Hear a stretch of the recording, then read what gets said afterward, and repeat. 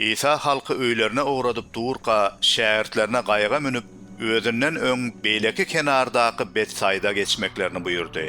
İsa olar bilen hoşlaşandan soň Hudaýa doga etmek üçin dağa çykdy.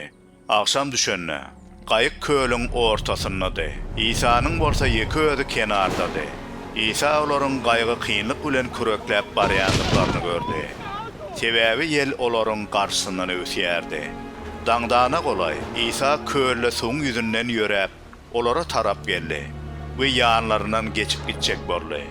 Emma olar onuň suň ýüzünden ýörep gelýänini görenlerine, gözlerini arwah görünýändir öýdüp gıýgyryşdylar. Hemmeler onu görüp korktular.